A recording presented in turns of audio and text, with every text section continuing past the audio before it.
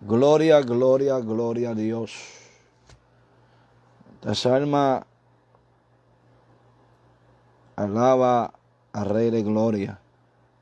Dios bendiga que ven entrando, Dios bendiga que ven entrando. Un fuerte abrazo.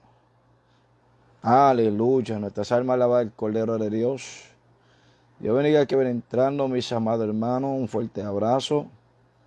Dios bendiga que ven entrando. Un fuerte abrazo. Estamos esperando, amén, que nuestro amigo y hermano y little brother Alfredo Velázquez que entre, amén, para así pues iniciar el estudio. Amados, le pedimos encarecidamente comparte este video para edificación para el cuerpo de Cristo. Bendito sea el nombre del Señor. Poderoso sea el nombre el que vive y reina por los siglos. Comparte esta bendición, amados, para edificación para el cuerpo de Cristo. Voy a pedir que comparte esta bendición para el cuerpo de Cristo. Bendito el que vive y reina por los siglos. Dios bendiga que ven entrando. Un fuerte abrazo, mi respeto. Amén. Aleluya. Nuestras almas la barrera de gloria. Poderoso sea el nombre del Señor. Nuestras almas alaba Rey de Gloria. Dios bendiga que ven entrando. Alabado sea Dios. Dios te bendiga, siervo. Dios bendiga, siervo. Amén, amén, amén. Pero unos minutitos, amén, para compartir, amén, la transmisión. Compártelo en los diferentes grupos, amados. Dios bendiga que ven entrando. Amén, un fuerte abrazo para todos, amén. Voy a esperar unos minutitos que se conecten los hermanos. Le pedimos encarecidamente que comparte la transmisión, un tema interesante para la gloria de su nombre o estudio, amén, que vamos a dar resumiendo, amén, bendito sea el nombre del Señor. Danos 2 minutitos y así iniciamos el mensaje, el estudio, y así pues los hermanos se puedan gozar en gran manera. Dios bendiga que ven entrando, estamos compartiendo, amén, la transmisión. Así un fuerte abrazo para todos. Dios bendiga que ven entrando. Dios bendiga, amén, a Brian, ministro Brian Díaz.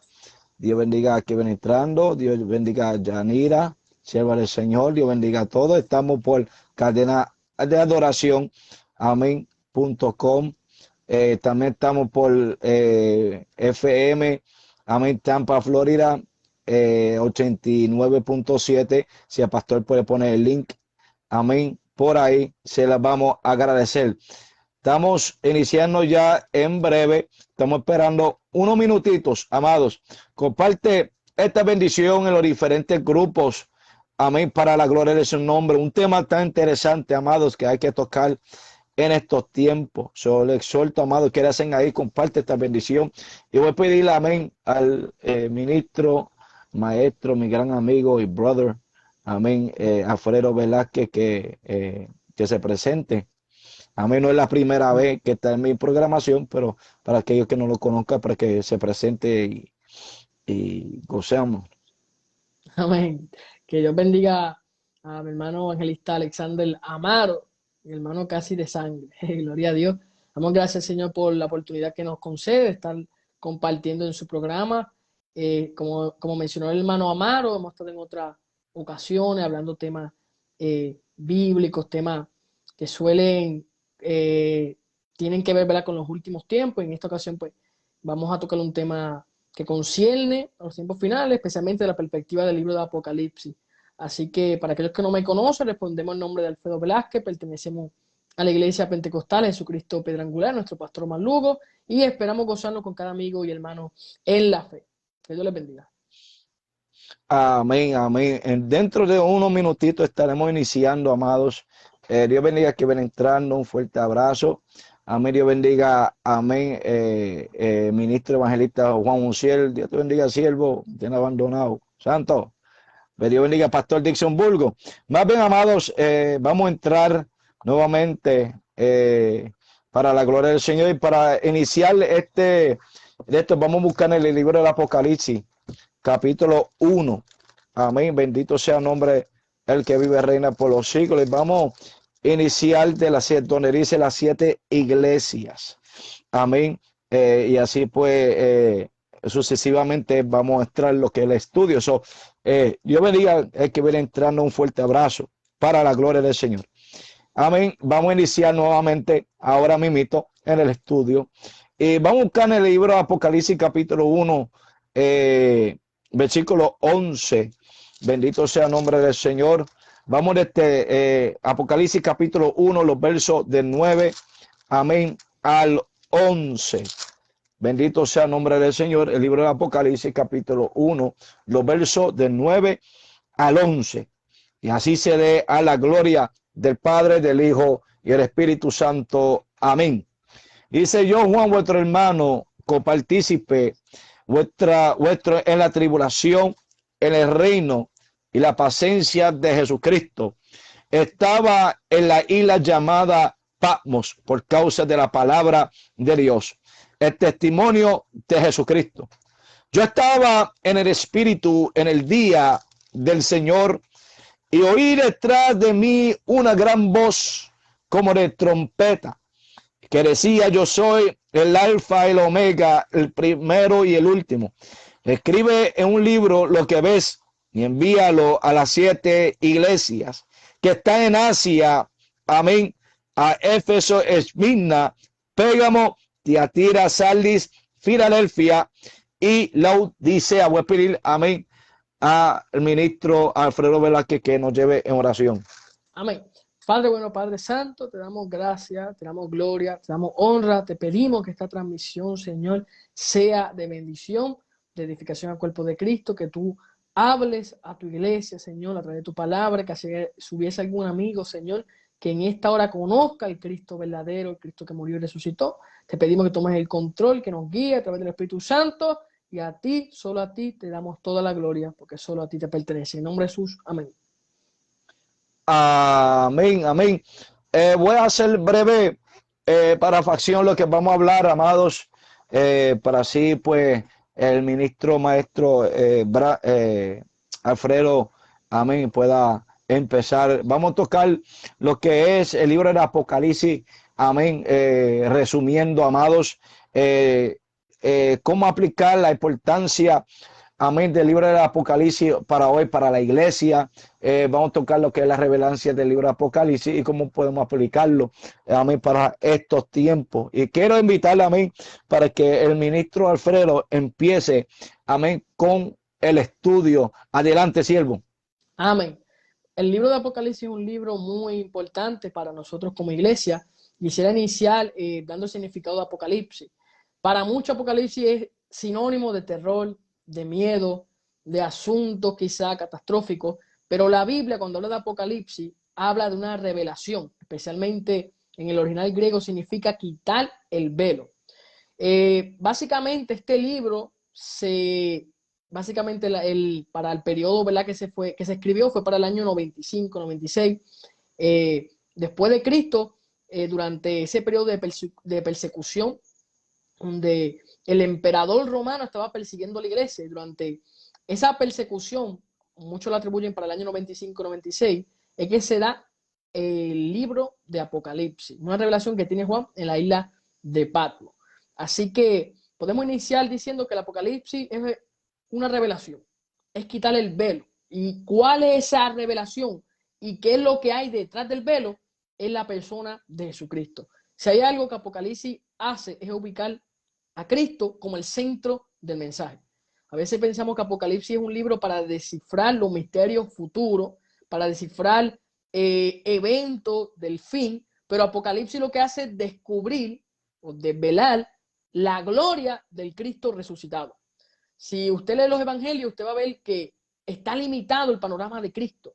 Se presenta a Jesucristo como el Hijo del Hombre en su humanidad, su ministerio, pero luego de ahí, si avanzamos a los evangelios, entramos a Hechos, y en Hechos se ve el nacimiento de la iglesia y cómo el Espíritu Santo la impulsa. Luego Pablo va hablando en las epístolas acerca de Jesucristo, la doctrina, pero ya en Apocalipsis se toca a profundidad lo que es el personaje de Cristo como rey y sacerdote. un personaje escatológico. Y en esto queremos indagar. Básicamente hay algunos puntos cruciales para entender el Apocalipsis. Uno de los temas, digamos, fundamentales es la segunda venida de Jesucristo. Si usted va a Apocalipsis para buscar, digamos, pasajes que respalden el rapto de la iglesia, pues no va a haber tanto material, porque el Apocalipsis se centra más en la segunda venida de Cristo. De hecho, Apocalipsis 1:7 inicia hablando de la segunda venida de Cristo, esa manifestación gloriosa. Digamos entonces que el evento principal cumbre es la segunda venida de Jesucristo. Para interpretar el Apocalipsis, algunas personas han propuesto varias escuelas de interpretación y vamos a mencionar algunas de ellas. Algunos optan por la escuela preterista, y ese término preterismo habla del pasado. Aquellos que ven el Apocalipsis como un libro pasado se adhieren a esa escuela de interpretación denominada como preterista o preterismo. Ellos afirman que el Apocalipsis se escribió para el tiempo del emperador romano, o sea, del emperador Nerón, años 67, años 70, después de Cristo. Y para ello el Apocalipsis ya está, digamos, cumplido. Esta interpretación preterista es muy común dentro de los marcos reformados. Dice que, digamos, la mayoría del Apocalipsis, o casi toda, a excepción quizás de los últimos capítulos, están cumplidos. Hay otra escuela de interpretación, que es la escuela historicista. Estas personas afirman que el Apocalipsis se ha ido cumpliendo a través de la historia. Pero esta escuela de interpretación ha tenido muchas fallas y no es muy común. Casi nadie se adhiere a esta escuela, ya que por mucho tiempo las personas han ubicado eventos que han sido eventos que han marcado la historia y lo han intentado de encajar en el marco de Apocalipsis. Por ejemplo, cuando Martín Lutero estaba impulsando lo que fue la reforma protestante, año 1517 en adelante, Martín Lutero, cuando siente la opresión de la iglesia católica, de la iglesia apostólica católica romana, él vio al papado como la bestia del Apocalipsis 13.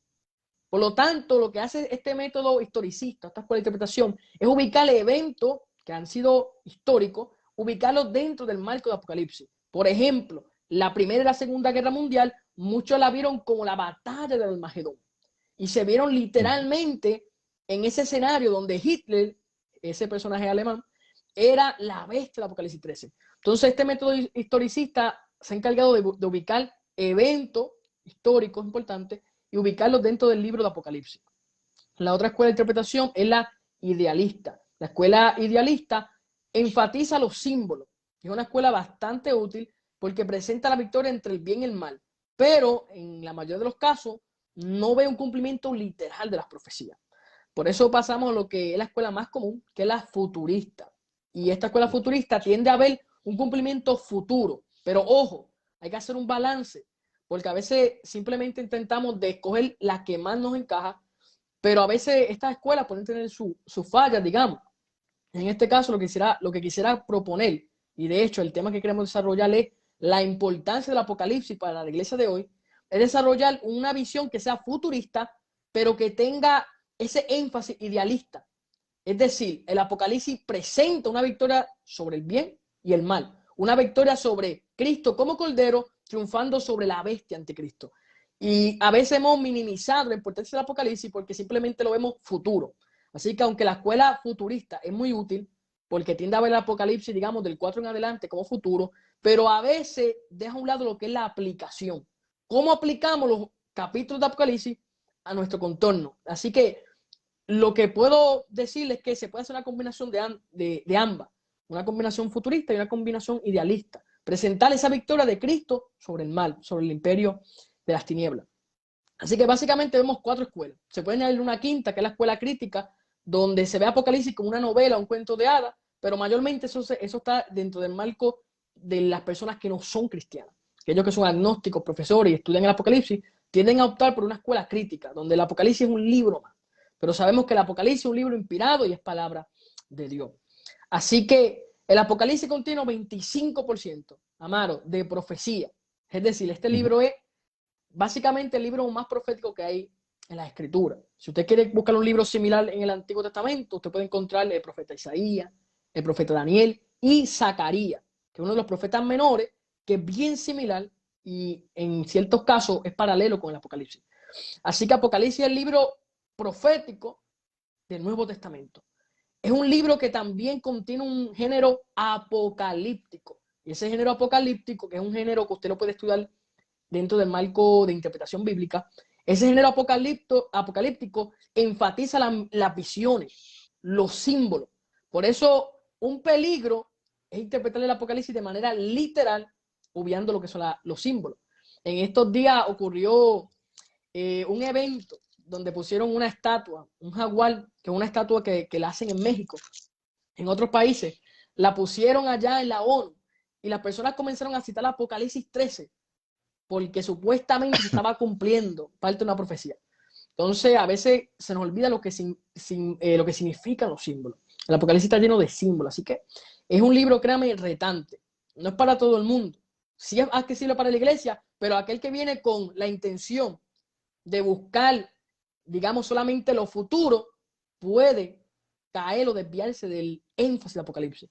Hay personas que simplemente van a Apocalipsis con la intención de descifrar el futuro. Y el Apocalipsis revelar a Cristo. Si usted tiene un corazón dispuesto para conocer a Jesucristo, el Apocalipsis es para usted.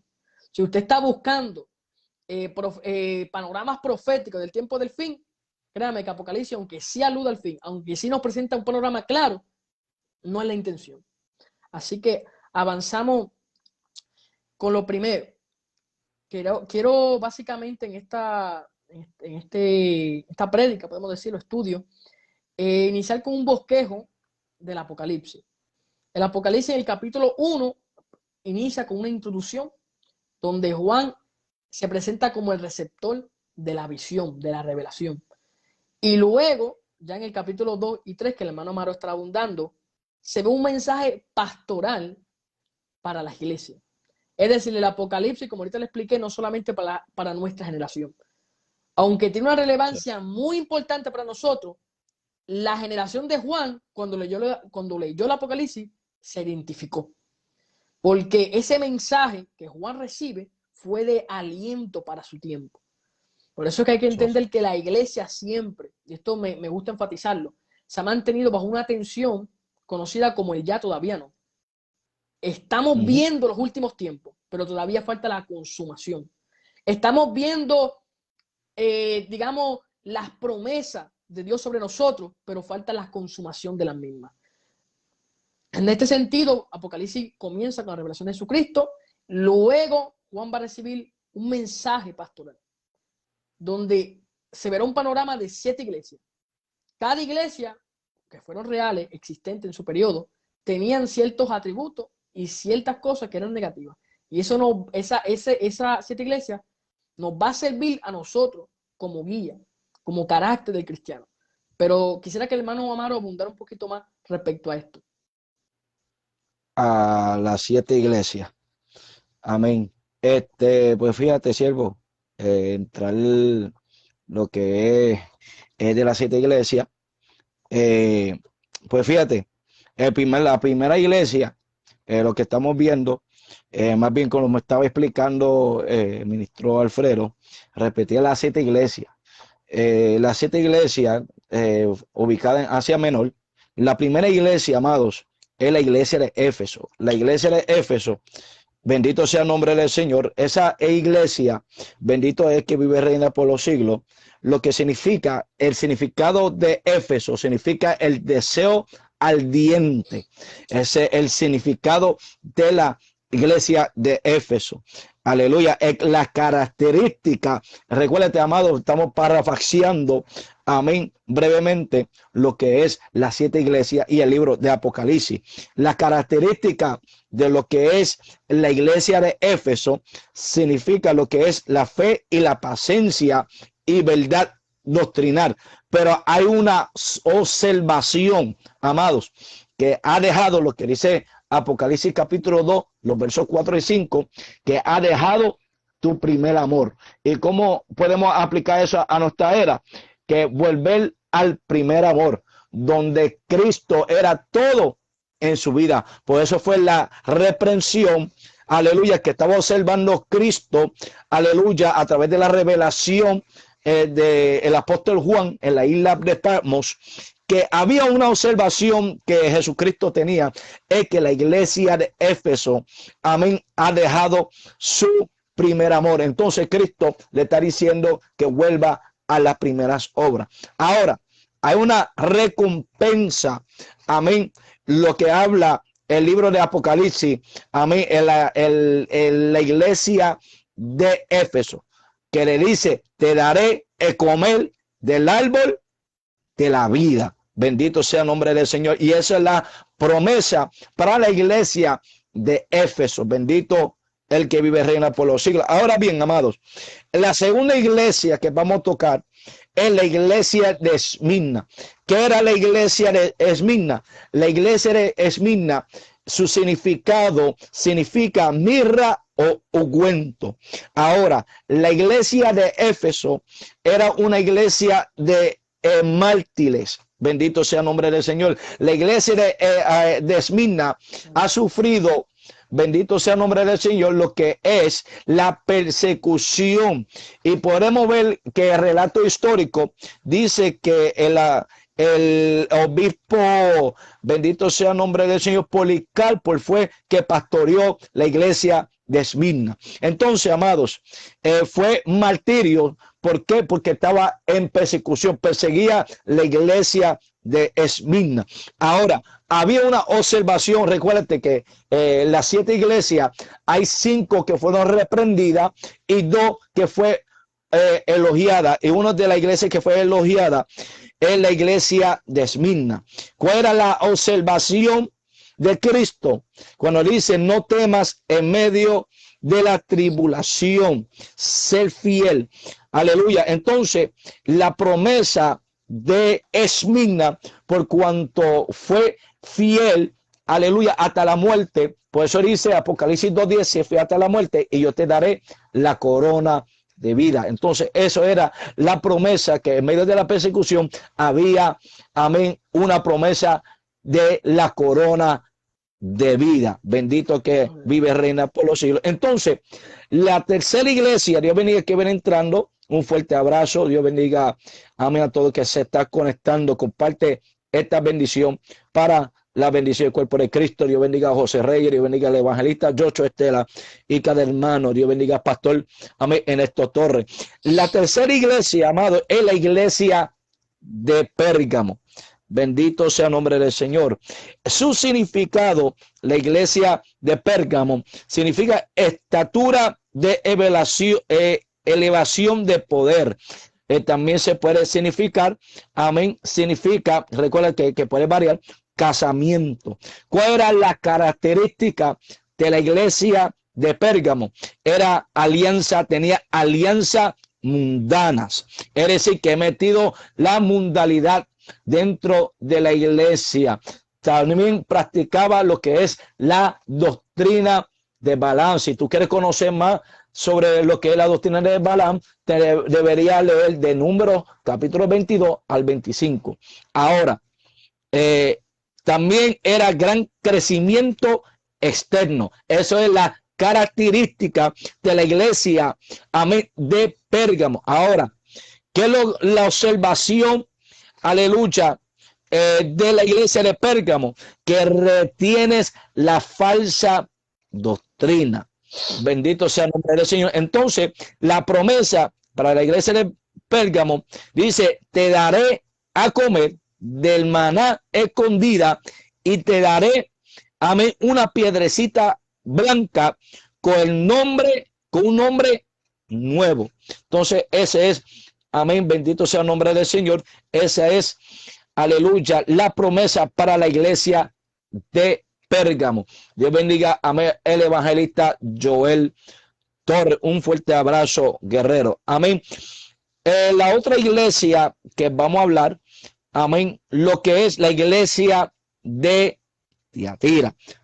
Podemos ver que en la iglesia de Tiatira, amén, bendito sea el nombre del Señor. La iglesia de Tiatira significa, amén, bendito sea el nombre del Señor, significa aquella que está cansada. Entonces podemos ver en la iglesia de Tiatira, pues tenía el problema con Jezabel.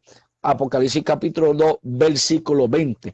Había una observación de parte de Cristo, amén, en la revelación que tuvo el apóstol Juan en la isla de Patmos, que dice que tiene algunos que cometen fornicación, aleluya, lo que son fieles, que se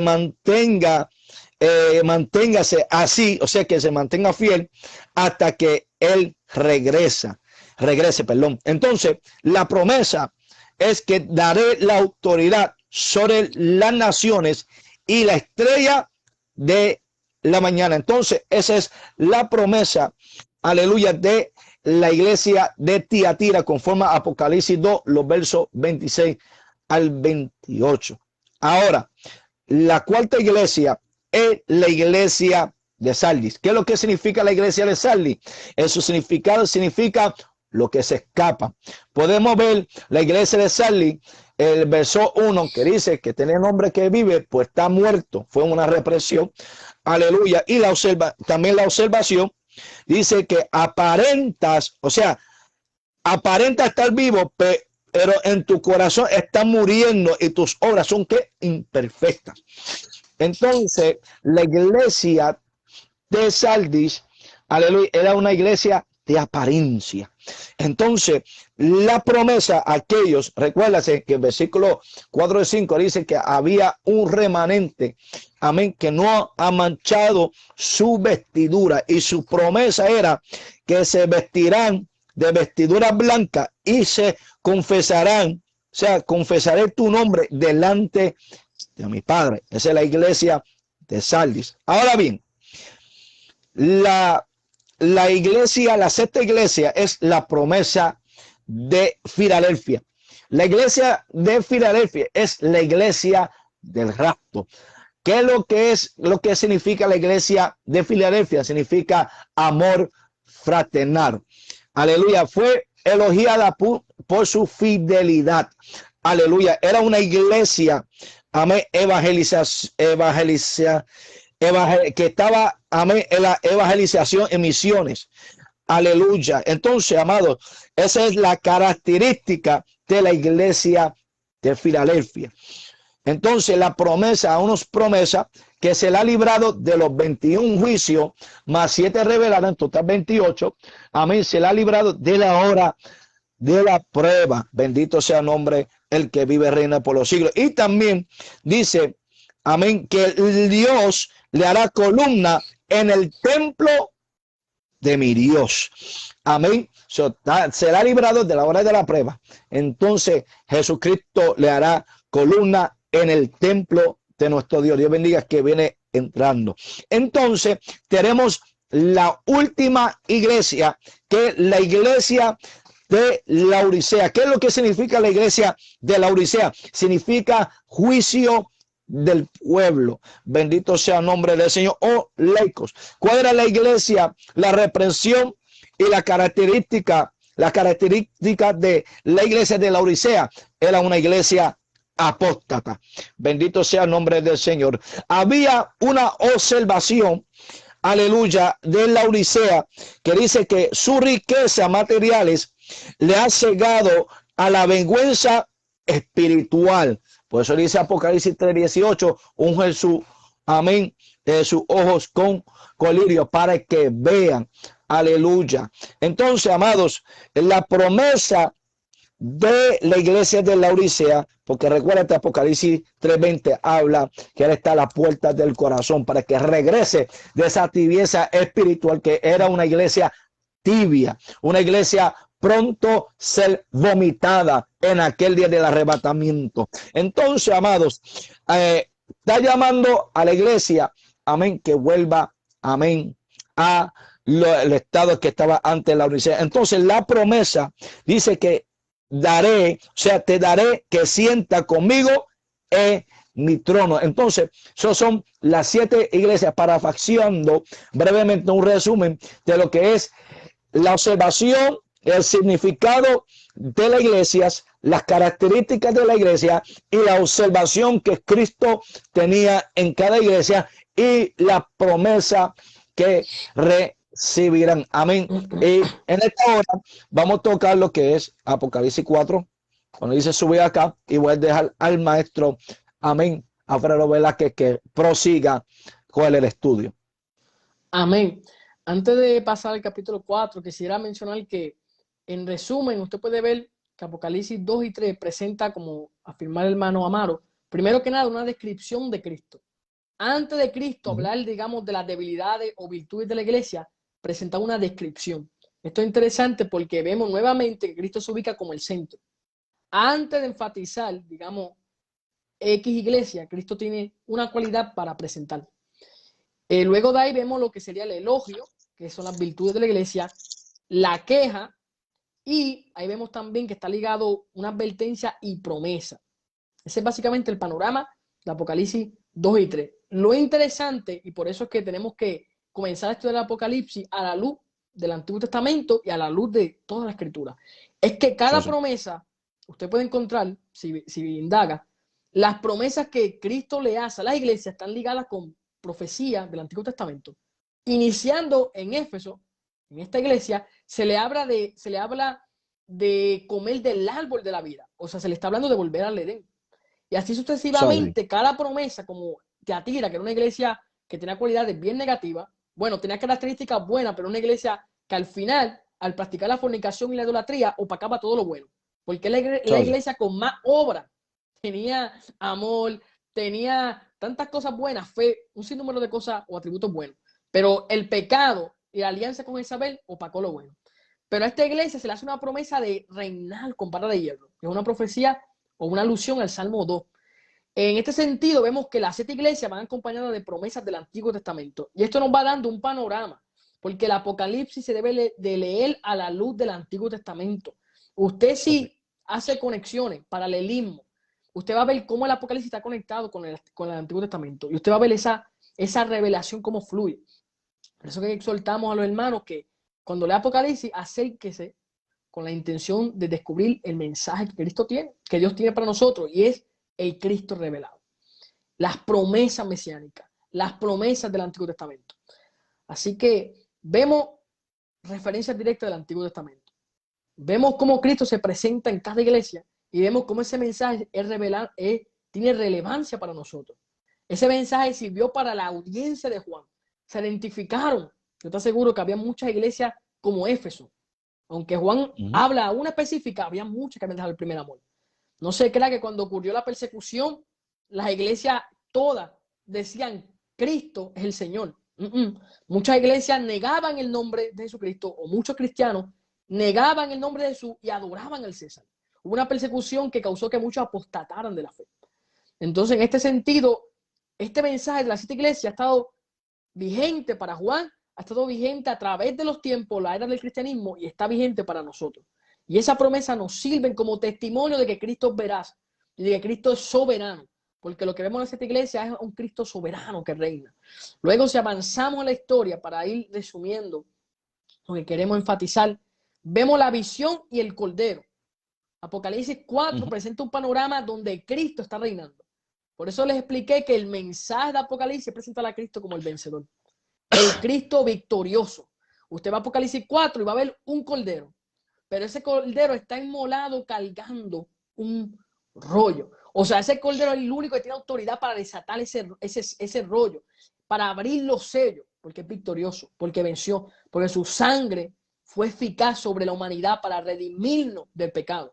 Apocalipsis 4 y 5, algunos rápido van al capítulo 4 y quieren hacer una referencia al arrebatamiento. Pero más importante que ver el arrebatamiento en Apocalipsis 4 es ver quién está reinando en el trono. Y el Cordero juntamente con el Padre y los 7 espíritus. Vemos una referencia a la Trinidad. Así que Apocalipsis 4 y hasta el 5, versículo 14 especialmente, presenta la visión de Dios y el Cordero. Y este Cordero está en modo de derramar juicio. Interesante porque Apocalipsis presenta un cordero que va a derramar juicio. Y los corderos, digamos, son animales pasivos. Pero en Apocalipsis 6, si avanzamos, la gente decía, ay, de la ira. ¿Quién se librará de la ira del cordero? Cristo como cordero está irado. Por eso es que los juicios se comienzan a desatar. Porque hay una justicia de Dios que va a ser revelada. Y muchas veces no queremos enfrentar la realidad. Aunque Dios es amor, es un atributo que se resalta en la Escritura, especialmente en la antología de Juan, pero también es un Dios justo. Y el escritor de Hebreo decía que Dios fue consumidor. Entonces, en este sentido, vamos a ver en el Apocalipsis una descripción de Cristo como el justo, el que hace justicia, pero no justicia como los hombres, sino una justicia perfecta. Ese es el panorama de Apocalipsis. Por eso, básicamente, antes de derramar los juicios, se presenta a Cristo en su esplendor, en su gloria. Y luego se van a desatar los juicios. Y básicamente los juicios comienzan en el capítulo 6, los juicios de los 7 sellos, porque hay una serie de juicios. Los 7 sellos inician en Apocalipsis 6 y terminan en el capítulo 8, verso 1. 7 sellos. Esos 7 sellos van a dar paso a lo que son las 7 trompetas. Estas 7 trompetas terminan o inician en Apocalipsis 8.2 y finalizan en Apocalipsis 11, capítulo 11, verso 19. Y luego pasamos a la última serie de juicios, que son las 7 copas, que inician en el capítulo 15, versículo 1, y finalizan en el capítulo 16, versículo 21. Y si comenzamos a indagar acerca de los juicios, usted va a ver, como ahorita mencioné, un paralelismo con el Antiguo Testamento. Por ejemplo, y hago mención de esto, cuando usted va a las trompetas, el juicio de las trompetas es una alusión a Éxodo. ¿Qué Dios hizo en Éxodo? Vamos a ver si nos remontamos a la historia del Éxodo.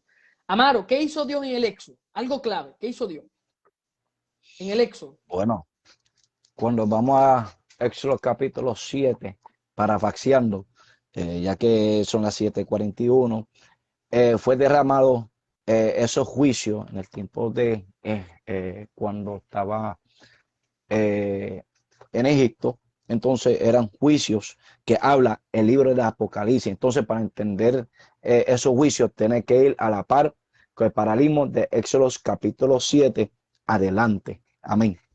Es que algo interesante, porque en Éxodo, algo que Dios hace es redención. El pueblo estaba bajo la esclavitud de Egipto. ¿Quién era el señor o el Dios de Egipto? El faraón. Él era la máxima autoridad. ¿Y qué hace Dios a través de Moisés, Aarón y el pueblo que estaba clamando y gimiendo? Trae liberación.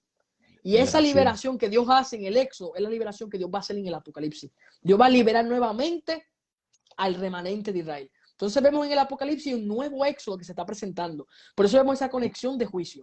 El Apocalipsis presenta una nueva salida. Y este nuevo Éxodo ya no es Faraón, ya no es el imperio babilónico, es decir, Nabucodonosor, Medo-Persia, el imperio griego, no. Es un imperio satánico, el imperio de la bestia, el falso profeta y el dragón. Entonces estamos viendo una conexión. Dios quiere traer un nuevo Éxodo, una nueva liberación. Y a través de esa nueva liberación, sacar al pueblo de Israel, al pueblo que va a estar pasando la tribulación. Créame que habrá un remanente que va a ser salvo. Por eso la doctrina de la salvación es una doctrina que en un sentido abarca el cosmos, el mundo entero. Dios nunca ha limitado la salvación a raza étnica. La salvación ha sido por gracia a través de la fe. Y la salvación ha sido para todo el mundo. Hay personas que creen que solamente los judíos se van a salvar en la tribulación.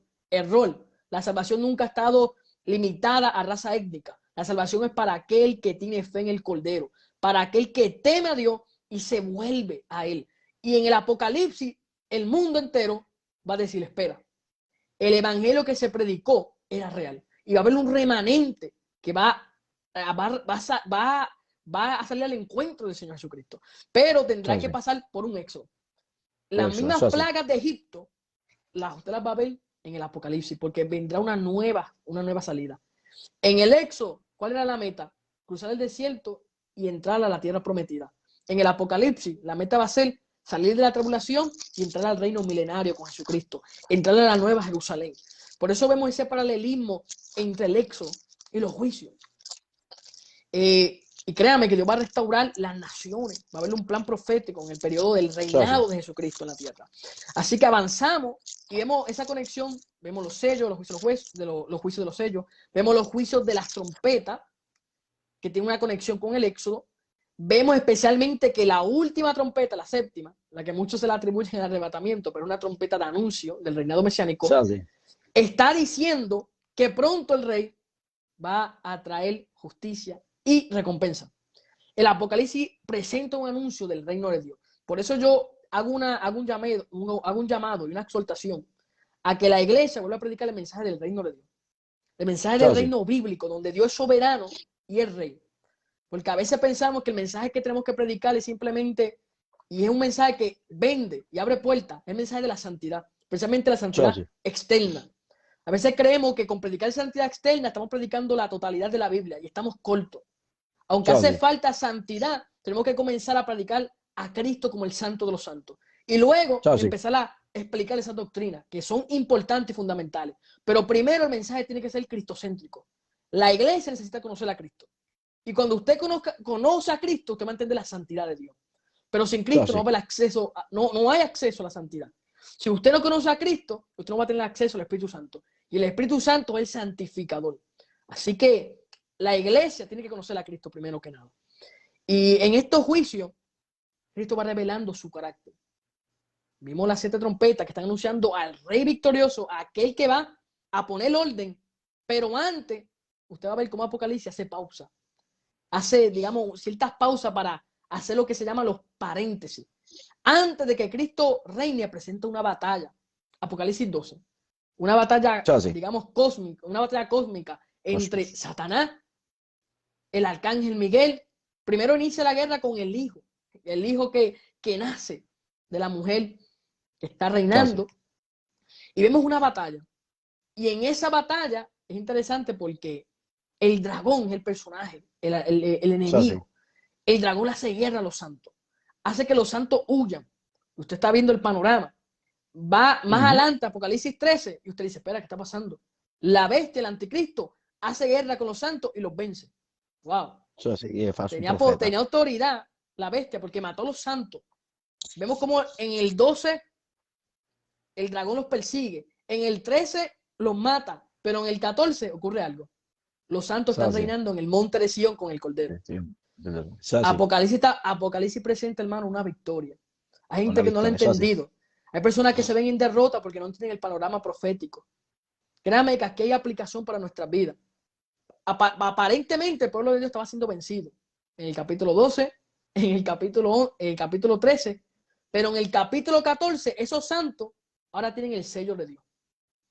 En el 13 habían unos con el sello de la bestia, pero ¿sabes lo que ocurrieron a los del sello de la bestia? Recibieron el juicio en las copas. Pero los que tenían el sello del Cordero reinaron con el Mesías. Por eso es que hay un contraste entre el imperio del mal, bestia, falso profeta, anticristo, o sea, el dragón, y el imperio de Cristo. Dios Padre, Dios Hijo, la Trinidad, el Espíritu Santo. Hay una diferencia, hermano, cuando le brindamos lealtad al Señor. Y eso es lo que quiere hacer el Apocalipsis.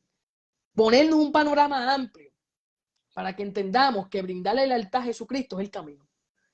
Que serle fiel al Señor al final, aunque estemos pasando persecución, nos va a dar la victoria sobre el enemigo. Hay personas que hoy día se están rindiendo ante el gobierno. Se están rindiendo ante el mundo porque no han entendido que Cristo es el Señor. Y Apocalipsis tiene la intención de presentar a Cristo como el Señor, el Rey del mundo. Por eso, y voy a finalizar, Amaro. Finalizo con esto. Sigue. Entramos ya básicamente al 15, las copas de ira. El juicio de Dios. La ira del Cordero revelada. Pero luego pasamos a lo que es el juicio de la gran ramera. El juicio de la Babilonia. Como el imperio, 17, como el imperio religioso, el imperio político del anticristo va a caer. Ahí usted va a ver en Apocalipsis 17, del versículo 1, Apocalipsis 19 hasta el 5, cómo el imperio del mal va a caer. Pero ¿cómo cae? A mano de Jesucristo. Jesucristo es el que le pone fin al imperio del mal. Y usted va a ver un simbolismo, lo que es la gran ramera, la gran Babilonia. Y es que Babilonia siempre ha representado confusión. Si vamos al Génesis, por eso es que hago referencia a que el Apocalipsis hay que leerlo a la luz del Antiguo Testamento. Si vamos al Génesis, vamos a ver la primera Babilonia, que fue la Torre de Babel. ¿Y qué pasó en la Torre de Babel? Hubo básicamente un nombre, pero un nombre humano. Un gobierno, pero un gobierno de hombre. Pero en el Apocalipsis 19 vamos a ver un hombre, Jesucristo, descendiendo en las nubes. Y vamos a ver un gobierno, el reino mesiánico en acción. El Apocalipsis lo que trae es un panorama completo. El imperio babilónico va a caer y el imperio de Jesucristo se va a establecer. La estatua, Amaro, de Nabucodonosor, la piedra quitada no por brazo humano, va a golpear los dedos de la estatua, el imperio del anticristo. ¿Y qué va a pasar? Esa piedra se va a convertir en una montaña. Y la montaña es un simbolismo del reino. Jesucristo pronto va a reinar. Por eso les hablé al principio que el énfasis del Apocalipsis es la segunda venida de Cristo como rey. Porque así entendemos el Cristo soberano que le servimos. Así que, básicamente, luego de Apocalipsis 19, la segunda venida, pasamos al reino milenario, un reino intermedio donde Cristo va a cumplir las promesas, tanto con la iglesia e Israel étnico, y luego pasamos al estado eterno, que es la Nueva Jerusalén. Y ahí hay varias posturas, pero creemos que esa Nueva Jerusalén va a ser aquí en la tierra, un tipo de renovación y restauración, donde básicamente el Edén va a volver de nuevo. Lo que se perdió allá en Génesis va a ser restaurado y renovado, porque ahora dice la palabra que experimentaremos una glorificación, seremos como el Hijo. Va a haber un acceso tan grande a las cosas de Dios que vale la pena serle fiel y leal a Jesucristo. Hermano Amaro. Amén. Hermanos, amén. Estamos finalizando ya que pues a otra programación. Eso pues, amado, lo que estamos hablando es una panorama del Apocalipsis. Yo quería, por eso yo estaba en silencio, porque quería que mi hermano pues Alfredito abundara. Hay libros que porque nos están preguntando que ya casi no se enseña de esa manera. Nunca he escuchado a través de esa enseñanza, amado, de esa manera, cómo lo estamos ilustrando para ustedes, amados.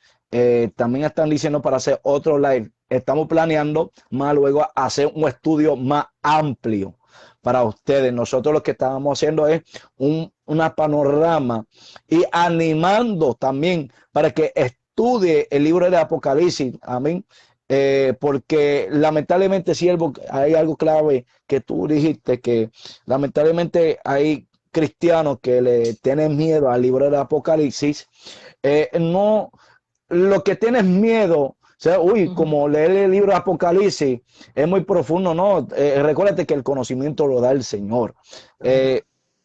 Pero la gente tiene miedo, hay cristianos que tienen miedo del libro de Apocalipsis.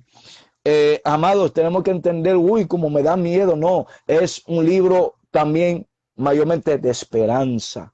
Son libros de esperanza, amén, y nos da una esperanza para la iglesia, lo que es reinado de Cristo, lo que es lo que estábamos hablando en este estudio, amados. Entonces, nosotros vamos a dar un estudio más profundo sobre el Apocalipsis.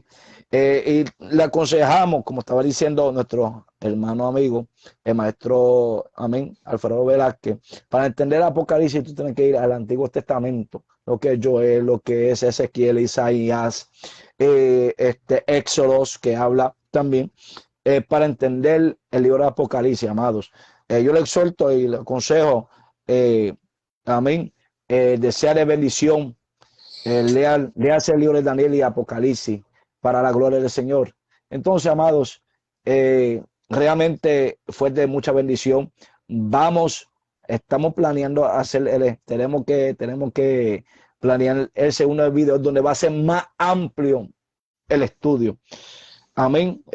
Nada, para finalizar, amén, el maestro Alfredo Velázquez con la última palabra para la gloria del Señor. Amén. Así que damos gracias a Dios nuevamente por la oportunidad.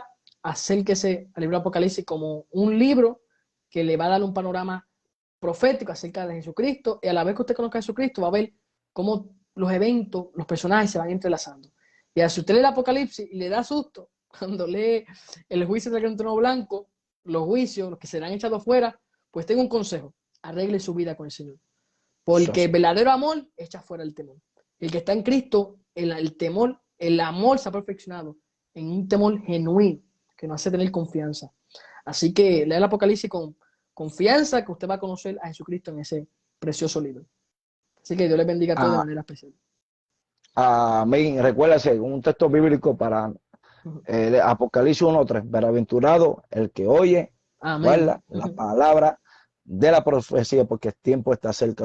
Estén pendientes, amados. Vamos a colaborar nuevamente, espera segunda parte, pero vamos a hacer un tema más amplio, un estudio más amplio para edificación para el cuerpo de Cristo. Amén. Dios bendiga que ven entrando. Amén. Estamos teniendo varios para que el hermano Alfredo ora por las peticiones. Amén. Las peticiones tenemos, estamos buscando las peticiones, así pues. Bendito sea el nombre del Señor, bastante largo, pero anyway, ok, no, muy largo, pero sí, amados, vamos a estar orando por la petición y voy a pedir, amén, al ministro Alfredo Velázquez que ore por las peticiones. Amén. Padre bueno, Padre Santo, Señor, te pedimos por cada vida, amigo que ha estado, Señor, conectado. Te pedimos por esas peticiones que han dejado, Señor, ahí escrito en el chat. Tú las conoces, tú sabes bien la necesidad de cada uno de nosotros. Conforme a tu voluntad, tus propósitos, obrando. Si hay algún hermano que está falto de sabiduría, tu palabra dice pida. Te pido que hoy, Señor, tú brinde sabiduría, capacite, llene del Espíritu Santo a cada uno de nosotros, que podamos ir hacia adelante y que cada petición, Señor, tenga cumplimiento, Señor. Sea así, sea no, para gloria y testimonio de tu nombre, Jesús. Amén. Amén. Una pastora pues manda saludos a mi pastora Luisa, amén, Alegri, si no me equivoco, es de Tampa, Florida. Ese mismo tema están tocando en su iglesia. Amén, amén, pastora, hacia adelante. Amén, mi respeto. Esos son, amén, que tienen libros escatológicos, en la cual se tiene que tocar. Es necesario para estos tiempos, amados. Se lo exhorto. Estudia el libro de Daniel, Apocalipsis, a la profundidad y verá, amén, la maravilloso libro de Apocalipsis y entendiendo el libro de Apocalipsis. Así que esperen un segundo aparte, amén, para la gloria del Señor, la cual será más profundo. O sea, así que Dios bendiga a cada hermano, un fuerte abrazo. Este es tu amigo hermano evangelista Alexander Amaro con tu programación en defensa del evangelio. O sea, así que un fuerte abrazo, guerrero. Dios les bendiga. Amén. Dios le bendiga a todos. Para adelante, para el cielo. Y se curva. Aleluya. Dios le bendiga a todos.